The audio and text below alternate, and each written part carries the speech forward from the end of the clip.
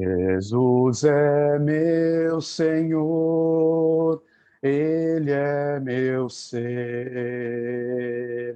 Jesus é meu Senhor, é meu viver.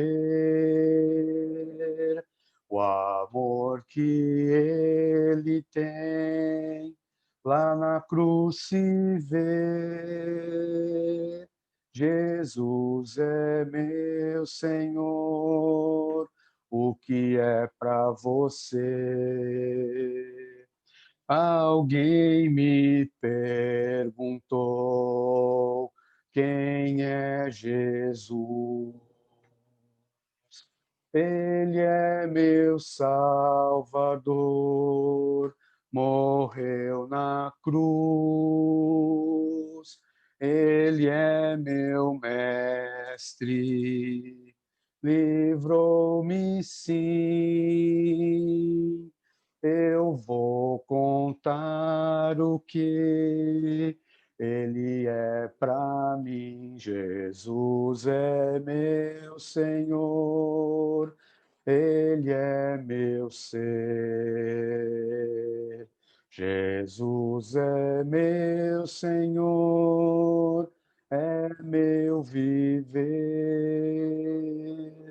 O amor que Ele tem lá na cruz se vê. Jesus é meu Senhor, o que é para você? Meu Deus e eu andamos pelos campos, quais bons amigos juntos a passear, dadas as mãos, alegres conversamos, sem nada nos atrapalhar, dadas as mãos, alegres conversamos, sem nada nos atrapalhar. Meu Deus me mostra a cidade santa, da qual é Ele mesmo construtor. Seu fulgor eterno me encanta, pois nela reina o meu Redentor. O seu fulgor eterno me encanta, pois nela reina o meu Redentor. Meu Deus e eu eternamente juntos, quais bons amigos, vamos sempre andar, ainda que o céu e a própria terra passem, nada de Deus me pode separar, ainda que o céu e a própria terra passem, nada de Deus me pode separar. Amém.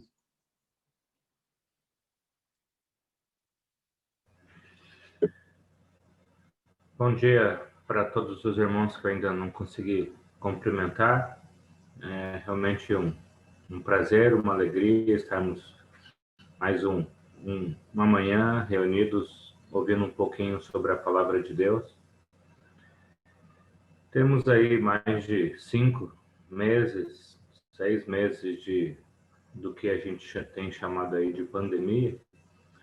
E talvez você conheça pessoas que ao longo desses meses perderam a esperança de uma cura, a esperança de melhorarem a sua saúde. Talvez algumas pessoas que perderam a esperança de melhorarem a situação financeira. Talvez, infelizmente, né, acredito que você conhece pessoas aí que nesse interim seus lares foram rompidos com uma separação conjugal e com isso perderam a esperança de restabelecerem um relacionamento familiar, conjugal. A esperança é o que mantém pessoas vivas, né, de uma certa forma. É a mola mestre que nos impulsiona a realizarmos cada dia os nossos sonhos. E a perca da esperança muitas vezes faz com que pessoas vivam vidas apáticas ou realmente sem muito sentido. Eu gostaria de convidar você para abrir sua Bíblia em Atos capítulo 19, né? Vou compartilhar com vocês o texto aqui, se vocês quiserem acompanhar. Aqui fiquem à vontade, Atos capítulo 19. No versículo 21, a Bíblia diz o seguinte: depois dessas coisas, Paulo decidiu ir a Jerusalém. Passando pela Macedônia e pela Caia, ele dizia: depois de haver estado ali em Jerusalém, né, é necessário também que eu vá visitar Roma.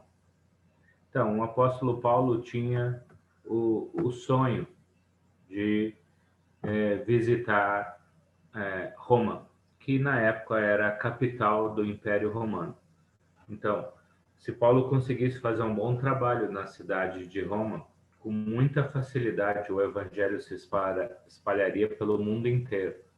Porque quando algo chega na cidade mais importante, que é a capital, geralmente as cidades que estão ao redor da capital são bem informadas daquilo que chegou ali. Então, Paulo tinha esse sonho. Ele estava na Ásia, vai para Jerusalém, e chegando em Jerusalém, ele tinha um sonho de ir para Roma. Porém, se a gente continuar olhando no livro de Atos, capítulo 21, Paulo chega na cidade de Jerusalém. Porém, ao contrário do que ele estava planejando, né, ao invés de ele receber o apoio dos irmãos em Jerusalém, da igreja em Jerusalém, e conseguir ir para Roma, pregar o evangelho na capital, ele é preso pelos judeus. Os judeus começam a espancá-lo, ele quase é morto. Só não é porque o comandante do exército romano, né, entrou no meio dos judeus que estavam espancando Paulo, pegou Paulo no colo e levou Paulo para a conhecida fortaleza de Antônia, que atrás do templo ali tinha uma fortaleza onde o exército romano ficava ali. E aí Paulo pede para o comandante, né, no capítulo 23, Atos capítulo 23, no final do 22, Atos, final do capítulo 22 e capítulo 23, Paulo prega um discurso para os irmãos judeus. E ele começa a pregar para o seu povo, para os judeus, inclusive em aramaico, falando sobre Jesus, falando que ele não era um traidor, como muitos judeus o consideravam, mas ele estava sendo fiel a Jesus, por isso que ele estava fazendo o ministério de pregar o evangelho. Porém, os judeus não aceitam a sua mensagem, e no capítulo 24, versículo 12, né? Deixa eu compartilhar aqui com vocês, para quem não está com as escrituras aí, poder acompanhar a leitura. Rapidinho. Atos capítulo 24, né? Versículo 12. Não, desculpa. Atos capítulo 23. Atos capítulo 23, versículo 12, diz o seguinte: na manhã seguinte, os judeus tramaram uma conspiração e juraram solenemente que não comeriam nem beberiam enquanto não matassem Paulo. Versículo 13 diz: mais de 40 homens estavam envolvidos nessa conspiração. Então, Paulo prega para os judeus, porém, ao invés dos judeus reconhecerem o ministério de Paulo, o trabalho de Paulo, os judeus ainda planejam matá-lo. Como que você se sentiria? Como que a sua esperança de chegar a Roma ou aonde você estivesse planejando ir depois dali, como que ela ficaria? Né? Então, eu imagino, né, que diante dessa situação, Paulo se sentiu desanimado, decepcionado e duvidoso. Né? Para usar a palavra esconder, né? Ele se sentiu desanimado, decepcionado e duvidoso. Em que sentido que eu estou falando? Primeiro, Paulo se sentiu desanimado, porque ele não teve condições de realizar os seus planos, né? Seu plano era chegar em Jerusalém e de lá partir para Roma. De repente, agora ele estava preso. E ele vai ficar uns 2 anos preso na cidade de Cesareia, até para que a sua vida seja poupada, porque em Jerusalém estão, como acabamos de ler, planejando matar Paulo. Então, eu acredito que ele se sentiu desanimado por não ver os seus planos serem realizados. Acredito que ele também se sentiu decepcionado. Decepcionado porque ele pregou para os judeus e os judeus não aceitaram a mensagem de Paulo. Ele falou do evangelho, ele falou o que ele estava servindo a Jesus, mas os judeus rejeitaram o evangelho. E, por último, eu acho que ele ficou duvidoso. Paulo ficou com dúvidas se ele iria conseguir se manter vivo. Talvez se os judeus, 40 homens planejando matá-lo. Provavelmente um desses 40 iriam conseguir. Então, eu acho que Paulo ficou com dúvidas se ele não só não iria conseguir mais chegar em Roma como ele queria, mas até se ele ia conseguir continuar vivo.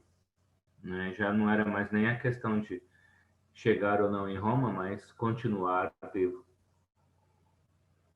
Como eu disse, quantas vezes, né? Nós planejamos coisas na obra de Deus, na nossa família, com a nossa saúde, com quantos planos você já fez e não deram certos? E isso te decepcionou, desapontou, deixou você com dúvidas. Talvez, infelizmente, nesse momento, essas situações fazem parte da sua vida. Não se sinta menos cristão por isso. Não se sinta menos cristã se você se sentir assim. São sentimentos e as circunstâncias nos levam a nos desanimarmos, decepcionarmos e duvidarmos. Porém, um pouquinho antes do versículo 12, eu quero chamar a atenção para o versículo 11, né? Atos capítulo 23, versículo 11. Olha o que acontece aí. Versículo 11. Na noite seguinte, o Senhor, pondo-se ao lado dele, Jesus colocou-se ao lado de Paulo e disse: coragem, assim como você testemunhou a meu respeito em Jerusalém, deverá testemunhar também em Roma. Paulo estava desanimado porque ele estava se sentindo sozinho. Nesse momento, todos os seus companheiros de ministério tiveram que se separar de Paulo, porque ele foi preso e estava sendo ameaçado de morte. Porém, Jesus aparece e se coloca ao lado de Paulo. se coloca ao lado de Paulo, demonstrando, aí no comecinho do versículo 11 fala, o Senhor pondo-se ao lado dele. O Senhor Jesus se colocou ao lado de Paulo. Por que que Lucas registra essa presença de Jesus junto de Paulo? Porque, como eu já disse, Paulo estava desanimado por verem os seus planos não terem sucesso. E agora Jesus começa dizendo: você não está sozinho, eu estou com você. O tempo todo, desde que te apareci lá na estrada para Damasco, eu tenho estado com você. E não é agora, no momento mais difícil do seu ministério, que eu vou deixá-lo sozinho. E Jesus fala o que para Paulo? Coragem. Versículo 11. Coragem. Ou, em outras palavras, Jesus fala para Paulo: tenha bom ânimo. Não sei se você está entendendo aqui, mas se Jesus está dizendo para Paulo: tenha bom ânimo, é porque ele estava desanimado. E como eu disse, o grande Paulo, apóstolo de Jesus, que iniciou igrejas na Ásia, na Europa, né, estava desanimado. Faz parte da vida cristã nos desanimarmos. Por quê? Porque somos limitados. Jesus, em João capítulo 16, versículo 33, João 16, 33, disse: tende bom ânimo, eu venci o mundo. Vocês já devem ter lido esse texto, onde Jesus alerta que os cristãos passariam por muitas tribulações nesse mundo. E Jesus diz: tende bom ânimo, eu venci o mundo. Se Jesus falou para Paulo e nos fala, tende bom ânimo, é porque é normal você cristão, você discípulo de Jesus, se sentir desanimado em alguns momentos da sua vida. Paulo não estava só desanimado e Jesus precisou animá-lo, dizendo: tenha coragem, tenha ânimo, mas Paulo também estava decepcionado, porque ele pregou o evangelho para milhares de judeus e todos os judeus rejeitaram o evangelho ali naquele momento em Jerusalém, estavam não só rejeitando o evangelho, mas tentando matá-lo. Qual é a próxima frase de Jesus em Atos 23, 11? Coragem, assim como você testemunhou ao meu respeito. Jesus está dizendo para Paulo: não se decepcione, você fez a sua parte, você pregou o evangelho, você testemunhou ao meu respeito. Sabe, irmãos, às vezes a gente confunde a nossa tarefa como cristãos. Quantas vezes você pregou o evangelho para um amigo, para uma amiga, para um parente próximo ali, um parente chegado seu, alguém que você queria tanto que essa pessoa largasse um vício, largasse uma vida torta e começasse a seguir Jesus, para que Jesus pudesse transformar aquela vida, para que Jesus pudesse mudar aquela pessoa. Porém, essa pessoa que você ama tanto, que você estima tanto, não aceitou o evangelho. Paulo amava os judeus, né? Se você ler o capítulo 21, 22 com calma, você vai ver que os judeus estavam espancando Paulo. E quando o comandante Lísias, né, Cláudio Lísias, pega Paulo e leva para a fortaleza, no meio do caminho ele fala: espera, eu preciso pregar para esse povo, eu preciso falar. Paulo tem a coragem de pregar para as pessoas que acabaram de espancá-lo, pelo amor que ele tinha pelos judeus. E os judeus rejeitaram essa mensagem. Seria normal Paulo estar decepcionado com a reação dos judeus. Mas Jesus falou: Paulo, entenda uma coisa, a sua missão, a sua função é pregar, não é convencer as pessoas, não é tomar a decisão no lugar das pessoas. Como eu estava dizendo, você já deve ter pregado o evangelho, falado de Jesus para pessoas que não aceitaram. Não é a sua função fazer com que as pessoas se batizem. Não é a sua função converter as pessoas. A sua função é falar de Jesus. Elas têm que tomar a decisão de aceitar ou rejeitar Jesus. Paulo não cobrou, ou melhor, Jesus não cobrou de Paulo o fato dos judeus não terem se convertido. Jesus falou: você fez a sua parte, você testemunhou ao meu respeito. Se elas aceitarem ou não, é consequência que elas vão ter que tomar. É a parte que a gente já falou aqui em outros devocionais da responsabilidade humana. Se os judeus estavam rejeitando o evangelho, já não era mais culpa de Paulo. A missão dele era pregar. A missão das pessoas é aceitar ou rejeitar o evangelho. Então, se você tem se decepcionado com pessoas que não têm aceitado o evangelho, continue. Continue fazendo o que Jesus espera de você, que é testemunhar, é pregar, é falar de como Jesus tem mudado a sua vida, transformado a sua vida, mudado, fortalecido, restaurado tantas coisas na sua vida. E compete à pessoa que está te ouvindo aceitar ou rejeitar a Jesus. Por isso, como eu disse também, Paulo estava com dúvida não só se ele já ia conseguir chegar em Roma, mas ele estava com dúvida se ele ia conseguir ficar vivo no dia seguinte.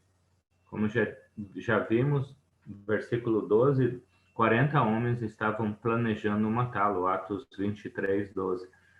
Porém, qual é a última palavra que Jesus fala para Paulo? Coragem, você testemunhou a respeito de mim, e Jesus fala, assim, eu estou em Atos 23, 11, assim como você testemunhou ao meu respeito em Jerusalém, deverá testemunhar também na cidade de Roma. Agora é Jesus que está prometendo para Paulo que Paulo chegaria em Roma. Agora, os planos de Paulo não são somente os planos de Paulo, mas os planos de Jesus. E Paulo agora poderia renovar a sua esperança de que ele chegaria em Roma. Talvez ele não tinha ideia como, tanto que ele vai passar 2 anos preso em Cesareia. Mas mesmo preso, ele sabe que uma hora ou outra ele vai chegar em Roma, porque agora é Jesus prometendo. Mateus capítulo 28 é um texto bastante famoso, onde Jesus convida você e a mim para nos tornarmos discípulos de Jesus, para fazermos outros discípulos. E Mateus capítulo 18 termina o versículo 20, com Jesus falando para você e para mim: eis que estarei convosco todos os dias, até a consumação do século. A mesma promessa que Jesus fez para Paulo, que estaria com Paulo, que estaria guiando Paulo. Jesus também promete que vai estar com você e comigo. E nada pode nos impedir de continuar vivendo a vida cristã, de sonhar, de ter esperança, de termos dias melhores. Por quê? Porque Jesus está prometendo. E quando a gente olha para o último capítulo e para o último versículo do livro de Atos, Atos capítulo 28, Lucas termina o livro de Atos até de uma forma meio estranha, né? Parece que ele está escrevendo o livro de Atos e acaba a tinta da caneta e ele para ali, né? Porque a gente está esperando que ele vai contar tanta coisa que o Paulo está fazendo lá em Roma, mas o livro de Atos acaba no capítulo 28, mas o versículo 30, Atos 28, 30 diz: por 2 anos. Agora o apóstolo Paulo está na cidade de Roma. Paulo chegou em Roma. E Atos 28:30 fala: por 2 anos inteiros, Paulo permaneceu na casa que havia alugado e recebia todos os que iam vê-lo. Versículo 31. Pregava o reino de Deus e ensinava a respeito do Senhor Jesus abertamente e sem impedimento algum. Jesus cumpriu a sua promessa. Depois de muita coisa entre os capítulos 24 e 28. Se você ler com calma, você vê que Paulo até um naufrágio recebeu, sofreu. Mas ele chega em Roma e tem a liberdade de pregar o evangelho na capital do Império Romano.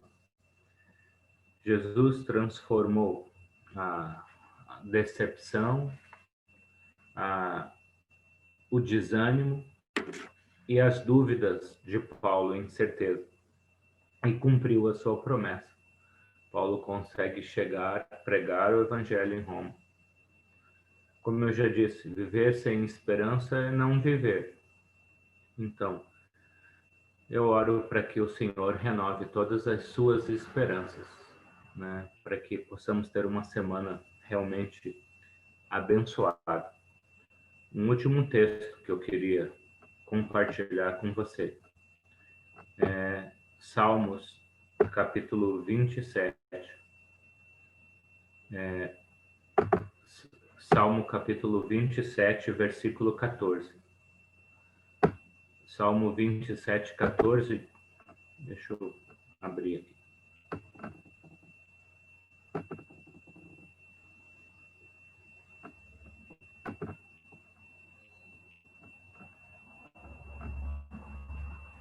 Salmo 27, 14. O texto diz: espere no Senhor, seja forte, coragem, espere no Senhor. Então, que o Senhor realmente possa renovar as suas forças em caso de desânimo, decepção ou dúvida. Amém?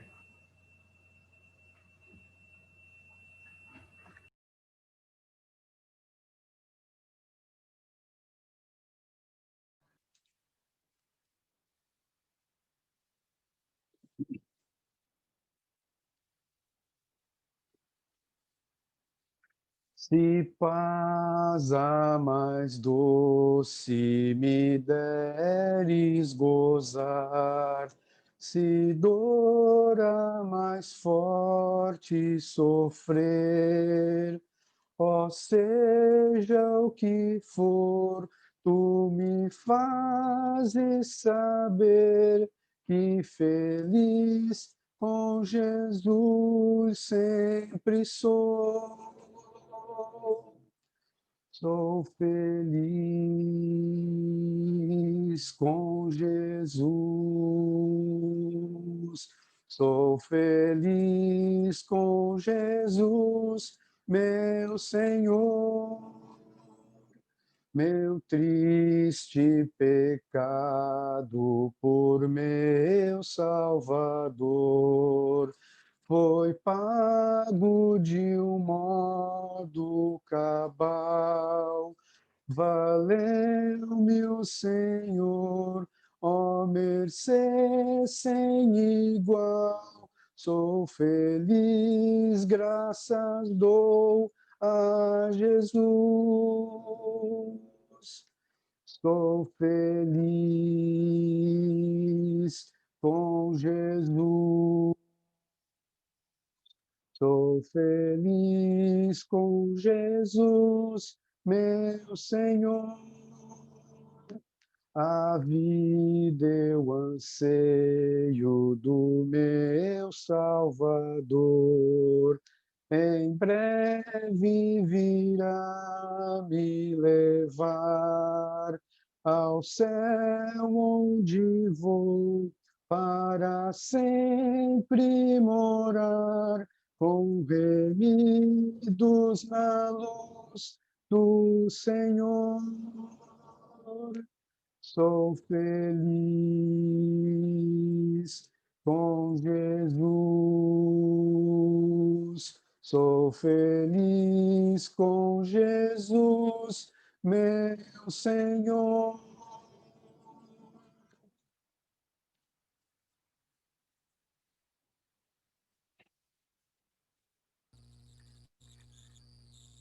Oremos. Querido e maravilhoso Deus e Pai, lhe agradecemos por mais esta oportunidade que o Senhor nos deu de estarmos reunidos para esse devocional, para louvarmos e glorificarmos o teu santo nome, para ouvirmos as tuas palavras e aprendermos de ti. Que possamos aplicar em nossas vidas tudo que o Senhor nos faz e nos exorta a perseverar no caminho do Senhor. Ajuda-nos, ó Pai, para que os nossos planos estejam de acordo com os seus planos, ó Pai. E que o Senhor esteja sempre ao nosso lado para nos fortalecer, nos exortar, para que possamos estar firmes nos teus caminhos. Obrigado pela tua palavra, obrigado, ó Pai, pela mensagem desta manhã que o Senhor colocou no coração do nosso irmão José Luiz. Obrigado, ó Pai Celestial, pelas inúmeras bênçãos que o Senhor derrama sobre a nossa vida a cada dia. Ó Pai Celestial, lhe agradecemos porque o Senhor tem sempre estado ao nosso lado, nos fortalecendo, nos exortando, para que nós continuemos firmes na caminhada rumo à salvação. Em nome de Cristo Jesus que nós oramos. Amém.